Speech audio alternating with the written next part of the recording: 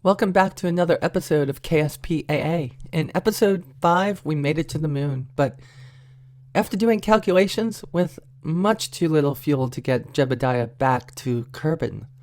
So we're left with a dilemma. We have, well, you can see right here, we have the very basic parts. So we only have a one-man capsule. We have no probe bodies or anything.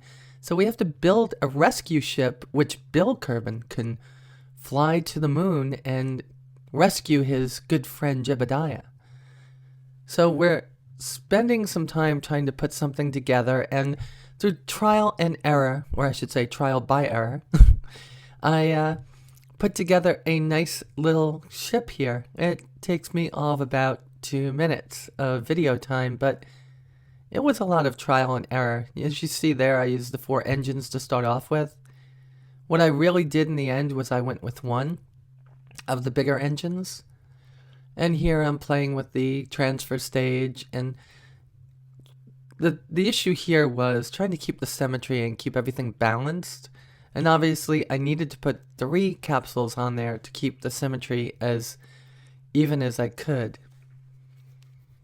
Alright, so what's going to happen here is we are going to quickly put together a rescue ship, and then behind the scenes I'm going to do a lot of testing like NASA would do without people in it, of course, but in KSP we don't have that opportunity. You must always have a Kerbin in it to fly until you get probe bodies unlocked. So I'm just sitting here trying to figure out how much delta V I'm going to need to lift this thing up off the pad and get it up there. I get it up there with a lot of extra fuel, believe it or not.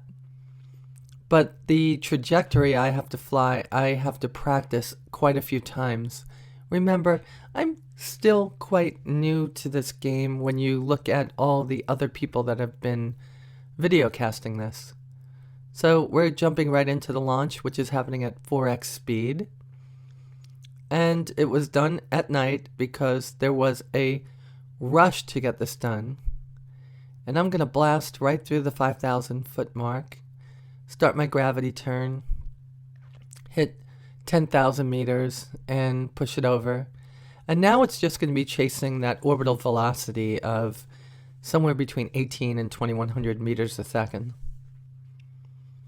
So it looks like I'm going to do it this time. This was my best launch, and it was the one that I said, alright, if I don't do this, I just have to give up on this. And one of the times that I actually launched that center, that last stage that I'm on right now, I was still only using the single engine, and I was trying to do it with stock parts. But I decided to go with the KW rocketry part since I had the mod anyway, and a lot of the other parts I had were using it. It has quite a bit more thrust, and it is what made the difference in getting this into orbit. And of course, normally I would want that stage to fall back to Kerbin so it wouldn't litter the space above the planet Kerbin. But in this situation, the life of Jebediah Kerbin is much more important than a little bit of space debris that we might be able to use later on as a, something to dock into, kind of like Project Gemini did back in the 1960s. So here we're coming around to the daylight side of Kerbin. Look at that beautiful sunrise. I wonder what they call their star. I just love the scenery in this. And again, city lights and clouds are one of the big mods that I'm using here, mainly because I have a machine that could push it, but also because it just makes flying in the Kerbin atmosphere so much prettier. So trying to get my orbital maneuver down here. And I'm going to speed up time in a second and get there. All this time, the only worry that Bill has is his friend Jebediah sitting on the moon with little fuel, almost no electricity, waiting, helplessly, hopelessly for that inevitable, well, we don't know if it's inevitable.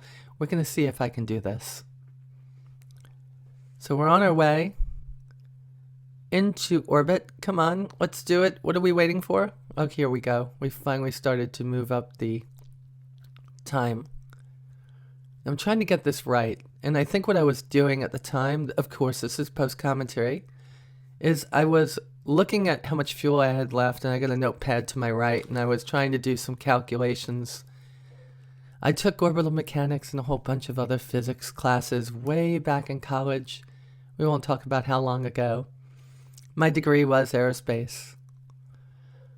But in this situation, I'm doing my best to actually get as close of an encounter as I can. The reason being is I don't want to waste gas on the actual landing.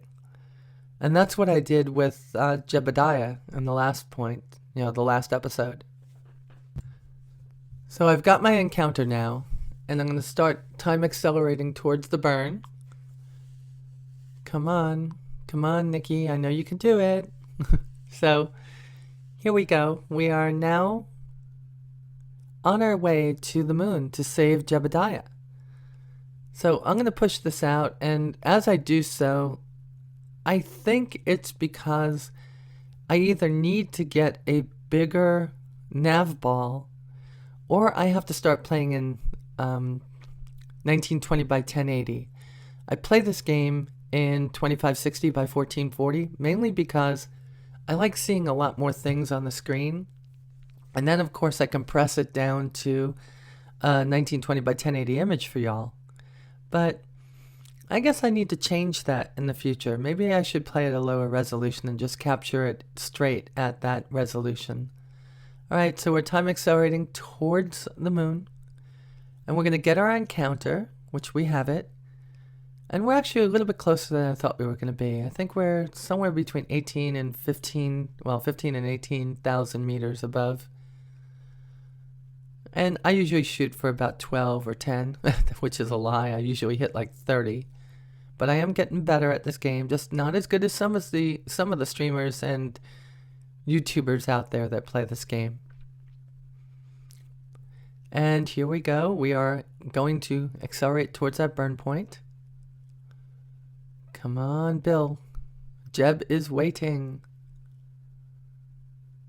We have ejected off the transfer stage is what I think we just did.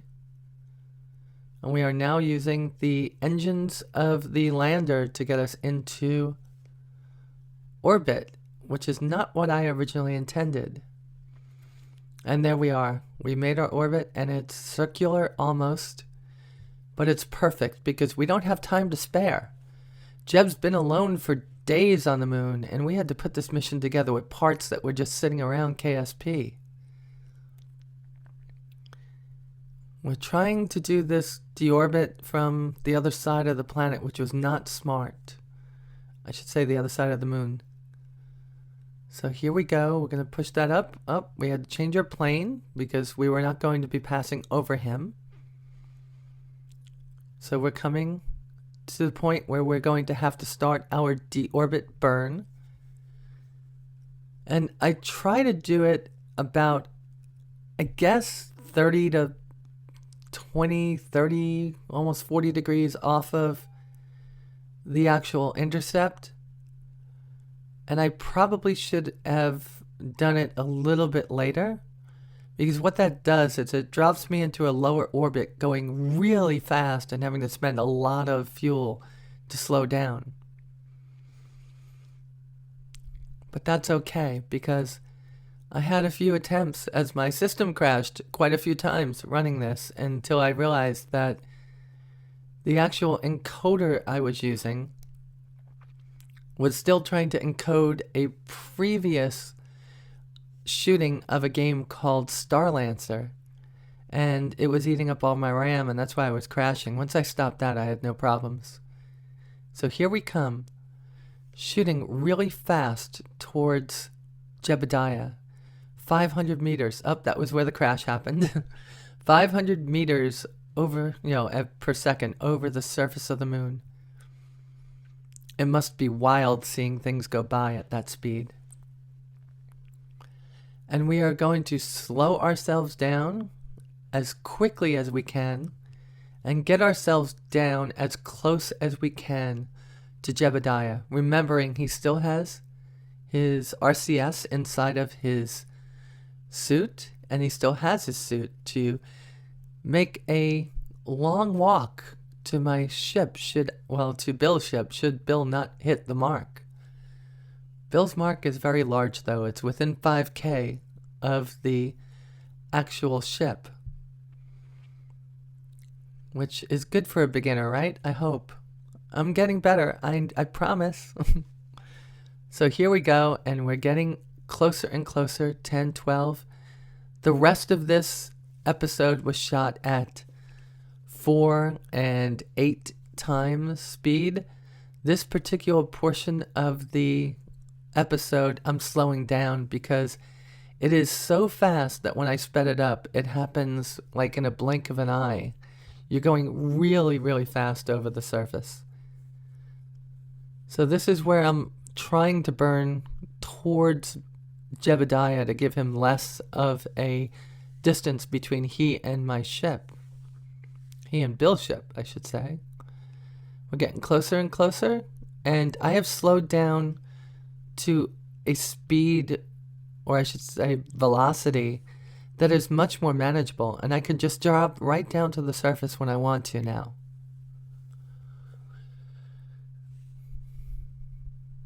And we're getting closer, and at this point, I'm like, I need to get much closer to him, and I start messing things up, burning further away from him, burning towards him. I really needed to burn closer to him. I didn't get that done. But we landed safe, and finally I say, you know what? Let me just burn right towards him, which probably gave me an extra, maybe 10 to 50 meters closer to him. Turn off your engine. You don't want to keep spinning like that. See, she listened. Past Nikki listens to future Nikki all the time. Alright, so I'm finally just going to decide that I need to drop this thing down to the surface as quickly as I can, and just like Jeb, come run over to me. And that's what we're going to do. We're going to let Jeb run to me and be happy that we actually have a way to get him off this rock.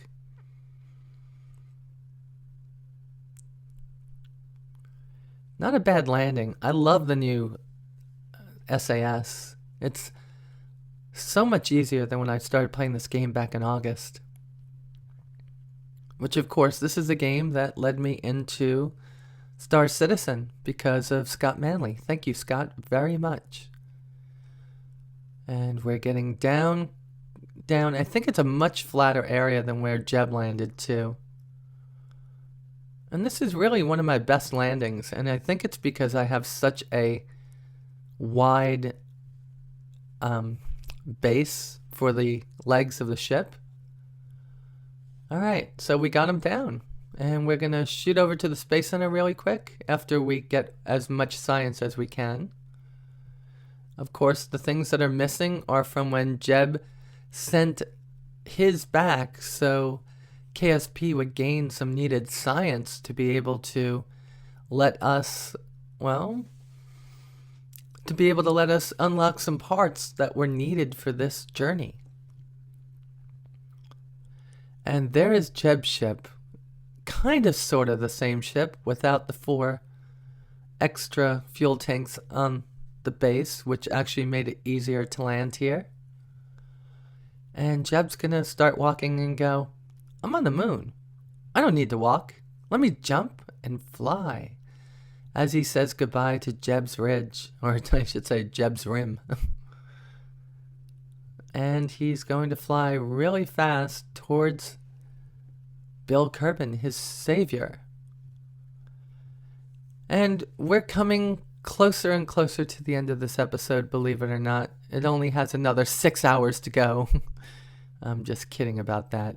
We still need to get Jeb and Bill all the way home. So this one will be a longer version of KSPAA. It will be almost 40 minutes long instead of the normal 20 that I like to do. So Jeb is pushing forward, getting an EVA because he's not on the surface, he's above the surface. His report will be held on to so they can get valuable science needed to forward the program. And here he comes. At some point, Jeb is going to say, you know what? I think I'll just walk the last 100 meters. And really, it was because I didn't want to run out of fuel when I got there, because the only way I was getting in that ship was with RCS, because Kerbins haven't discovered ladders or wheels or jet engines. They just went right to rockets. I love when Scott Manley talks about that. It's such a weird technology trait. I think probes should be unlocked before manned capsules, and I think everything should have a decoupler as soon as possible. I think that the way science is set up right now is kind of backwards. And I know it's to make it fun because people want to get their Kerbins out into space. But I think things like temperature sensors and gravity sensors and probe bodies need to be up in space like they were in real life before we start sending our little green men out into the reaches of our solar system.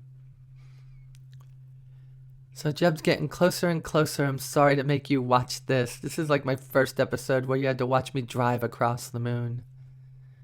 But of course, there are no cheats, no mech Jeb, nothing on this except for some extra parts from KW rocketry. And we're getting closer and closer still. And this is where I say, you know what? Let me just walk the rest of the way. Come on, sit down. Oh, I thought it was. We're getting closer. Up. Yep, I'm at half. So we parked a little bit away. I wonder, do they have their... Oh, there we go. We're going to walk the last little bit.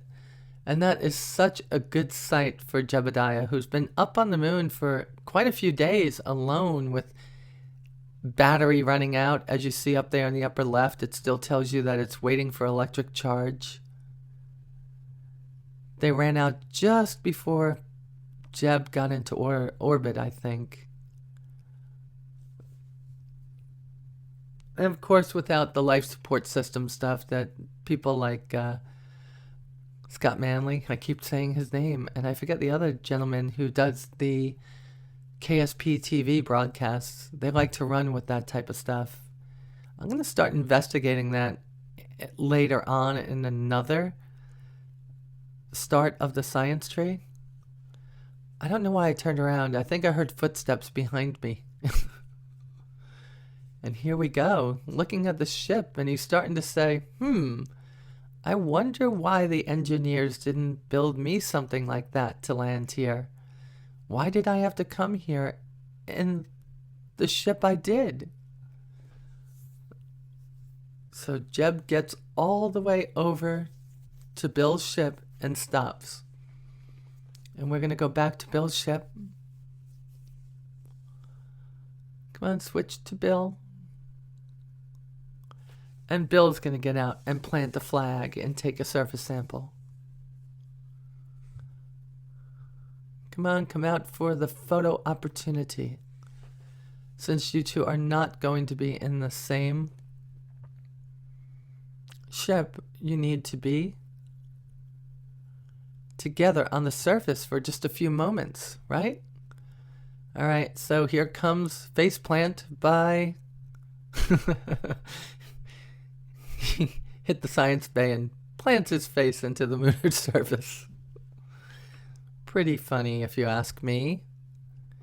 And goes out to meet his good friend Jebediah and shake hands and laugh at him and say, haha, I got a bigger ship than you. And they face each other And then Bill stares off into the distance and says, "Gee, I wish I could stay here longer." And then I realize I don't know how to switch back and forth between Bill and Jeb. There's some things I forget often. There's the sun. That hurt. And I get back, and now I'm looking at... it's not going to work. Just plant your flag there, Mr. Bill. Oh no, it's Mr. Bill. So Bill's going to plant his flag, and it's going to be Jeb Rescue. Jeb a Rescue. And we're just going to say something really funny here. And it's going to come out and say, Jeb's Rescue Site. I think that's what it says. And he didn't make it for... Wow. I don't think Bill likes the designers of Jeb's ship very much. He said for the sheer lack of design, that's why Jeb didn't make it. He's making fun of me. And Bill had to come all the way out here just to save him. Ah, Bill, why are you making fun of me? I do my best. So here we go. He's gonna walk, turn around, and jump in the ship. There he goes. And of course, Bill hasn't gotten the hang of flying yet. And he rolls and rolls and rolls and then jumps right back up again.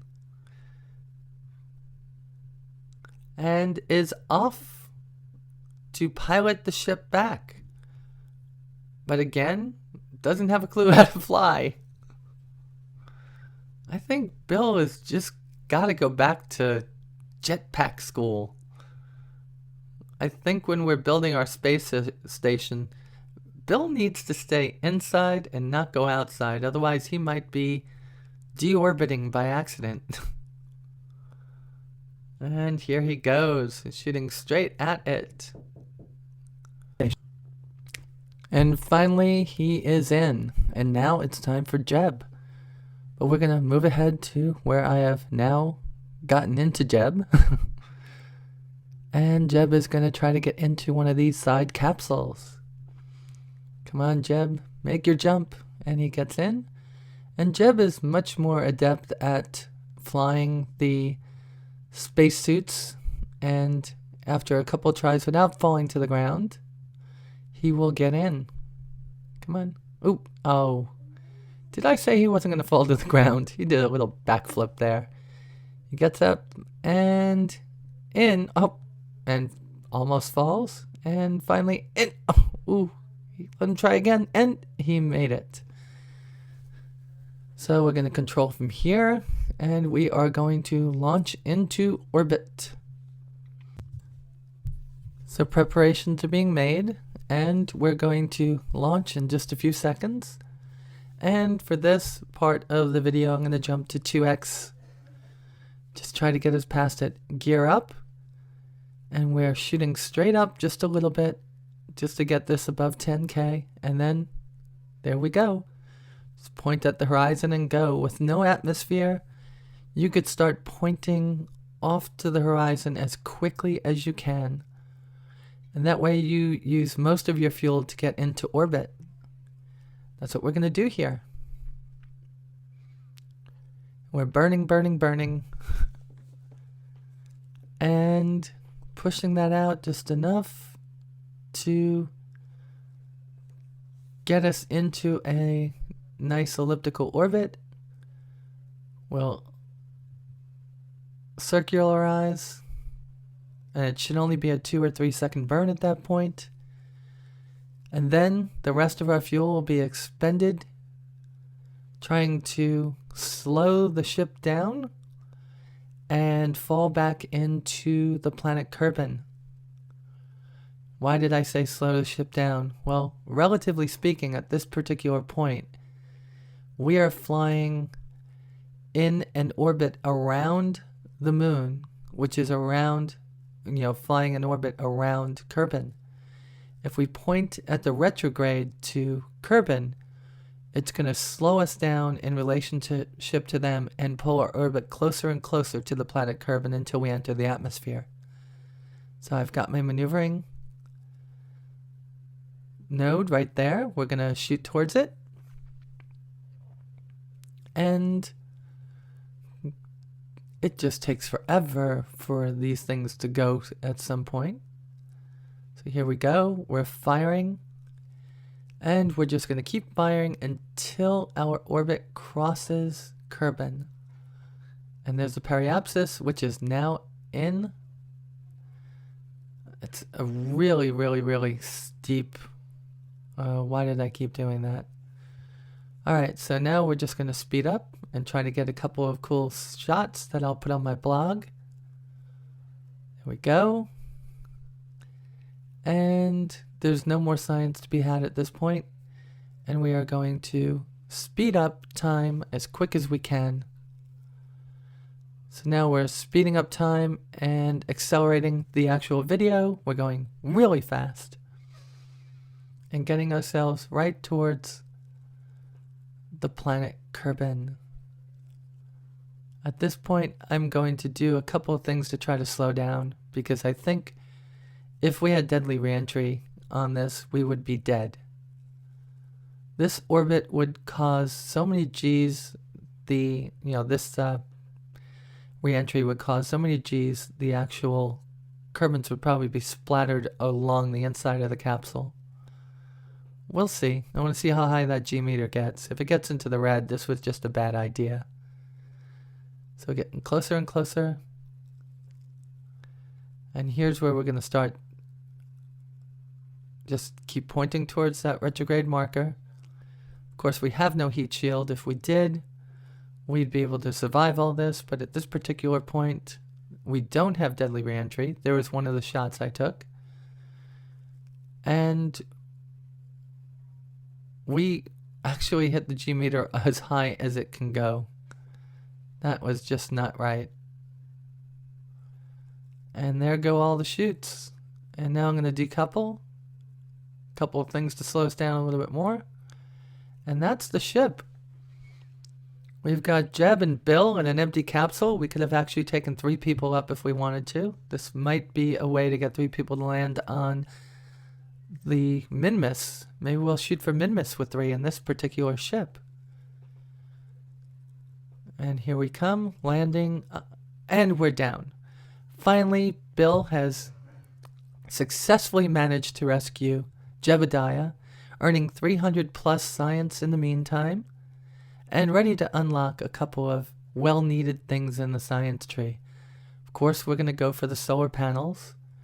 We're going to go for a couple of structural items. Then we have one more thing left to do, and what are we going to get here? I think we're going to go for... No, that doesn't help us much, does it? Maybe these do. It's a lot of interconnecting pieces that might have help for us. This is all for planes that we don't have yet. And a couple of winglets and other things that we might be able to need. A probe body. We might want to launch a probe. So we're going to take that. And that should close out this episode. And I think next time we're going to shoot for Minmus and see what we can do. Maybe we'll use that tri-person lander. It looked like it had enough Delta V to make it there. So we will give that a go. Thanks everybody for watching. You're seeing the archives right now. But thank you all for watching, and stay tuned for our Minmus mission next week on KSPAA.